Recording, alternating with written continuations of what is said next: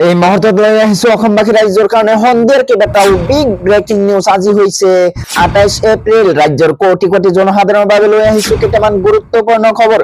আজি higher secondary চূড়ান্ত পৰীক্ষাৰ ফলাফল। অহা বৰ্ষৰ পৰীক্ষাত নতুন নিয়ম প্ৰযোজ্য হ'ব। পৰীক্ষাক লৈ ডাঙৰ ঘোষণা অসম ৰাজ্যিক বিদ্যালয় শিক্ষা পৰিষদৰ। দেশৰ কোটি কোটি কৃষকৰ বাবে আহি গ'ল ডাঙৰ খবৰ। পিএম কিষাণক লৈ আহি গ'ল বিগ আপডেট। পিএম কিষাণৰ 23 নং কিস্তিত ধন লাভ কৰা সকলৰ বাবে ডাঙৰ খবৰ। পিএম কিষাণৰ 23 নং কিস্তিৰ বাবে কৰিব লাগিব বিশেষ কাম। আপুনি যদি 23 নং কিস্তিৰ ধন লাভ কৰিবলৈ বিচাৰিছে তেনেহলে কৰিব লাগিব পঞ্জীয়ন, অন্যথা বঞ্চিত হ'ব 23 নং কিস্তিৰ ধন লাভ কৰাৰ পৰা। কিন্তু কেনেকৈ কৰিব পঞ্জীয়ন সবিস্তাৰে জনাই আছো আজিৰ ভিডিঅ'ত। লগতে কেইটামান ৰাজনৈতিক আৰু অৰাজনৈতিক খবৰ যোগত কৰা হৈছে আজিৰ দিনটোত। গতিকে এনেবোৰ খবৰ নিত পাই থাকিবলৈ চেনেলটো সাবস্ক্ৰাইব কৰি ভিডিঅ'টোত এটা লাইক কৰিবলৈ নাপাহৰিব। হয় বন্ধু বান্ধৱীসকল, আজি আমাৰ প্ৰথমটো খবৰ খুবই গুৰুত্বপূৰ্ণ খবৰ। লগতে অসমবাসী ৰাইজৰ কাৰণে এটা ডাঙৰ খবৰ। অহা বৰ্ষৰ পৰা 30% নহয় 33% পালেহে উত্তীৰ্ণ হ'ব হায়াৰ ছেকেণ্ডাৰী পৰীক্ষাত। পৰীক্ষাক লৈ ডাঙৰ ঘোষণা অসম ৰাজ্যিক বিদ্যালয় শিক্ষা পৰিষদৰ। অহা বৰ্ষৰ পৰীক্ষাত নতুন নিয়ম প্ৰযোজ্য হ'ব।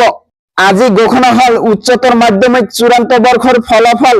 কলা বিজ্ঞান বাণিজ্য শাখাহে থাকিব। এইবাৰ কলা শাখাৰ শীৰ্ষত আছে বাক্সা জিলা, বাণিজ্য শাখাত শীৰ্ষত আছে মাজুলী, দক্ষিণ হালমাৰা, মানকাছৰ। বিজ্ঞান শাখাত শীৰ্ষ স্থানত আছে তামুলপুৰ। অহা বৰ্ষৰ পৰা 30% নহয় 33% পালেহে উত্তীৰ্ণ হ'ব হায়াৰ ছেকেণ্ডাৰী পৰীক্ষাত। কলা বিজ্ঞান বাণিজ্য শাখাহে থাকিব। এইবাৰ কলা শাখাৰ শীৰ্ষত আছে বাক্সা জিলা। তাৰ পিছত জনাইছো আমাৰ দ্বিতীয়টো খবৰ, খুবই গুৰুত্বপূৰ্ণ খবৰ। লগতে দেশৰ কোটি কোটি জনসাধাৰণৰ বাবে লৈ আহিছো ডাঙৰ খবৰ। পিএম কিষাণৰ সন্মান নিধিৰ ধন লাভ কৰা সকলৰ বাবে আহি গ'ল ডাঙৰ খবৰ। 23 নং কিস্তি লাভ কৰাৰ বাবে শীঘ্ৰেই পঞ্জীয়ন কৰক আপোনাৰ নাম। পঞ্জীয়ন নকৰা কৃষকে লাভ নকৰিব পাৰে 23 নং কিস্তিৰ ধন, অন্যথা বঞ্চিত হ'ব পাৰে 23 নং কিস্তিৰ ধন লাভ কৰাৰ পৰা। পঞ্জীয়ন কৰাৰ পিছত ঘৰতে আপোনাৰ আবেদনৰ স্থিতি পৰীক্ষা কৰক। কিদৰে কৰিব পৰীক্ষা সবিস্তাৰে জনাই আছো। প্ৰথমে পিএম কিষাণৰ অফিচিয়েল ৱেবছাইট pmkishan.gov.in লৈ যাওক। হোম পেজত থকা ফাৰ্মাৰ কৰ্নাৰ্ছ লৈ যাওক। ইয়াৰ পিছত status of self registered farmers /CSC farmers ভুটানটোত ক্লিক কৰক। নতুনকৈ খোল খোৱা ফৰ্মখনত আপোনাৰ 12 অংকৰ আধাৰ নাম্বাৰটো লিখক। কাষত দিয়া কেপচা কোডটো শুদ্ধকৈ সন্নিৱিষ্ট কৰক। শেষত সাৰ্চ বুটামটোত ক্লিক কৰিলেই আপোনাৰ আবেদনৰ বৰ্তমানৰ স্থিতি দেখিবলৈ পাব।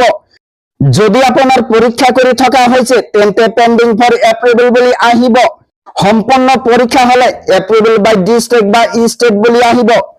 পূৰ্বে পঞ্জীয়ন কৰা সকলে চাব পাৰিব পঞ্জীয়নৰ তথ্য আৰু কিস্তিৰ তথ্য। ফাৰ্মাৰ্ছ কৰ্নাৰত থকা নো ইউৰ ষ্টেটাছত লাভ কৰিব সকলো তথ্য। ইয়াৰ বাবে আপোনাৰ পঞ্জীয়ন নম্বৰ আৰু মোবাইলত অহা OTPৰ প্ৰয়োজন হ'ব। তো বন্ধুসকল, এইখিনি দিবলৈ আছিল আজিৰ ইনফৰমেশ্যন। ভিডিঅটো ভাল লাগিলে চেনেলটো সাবস্ক্ৰাইব কৰিবলৈ নাপাহৰিব। Thank you for watching my full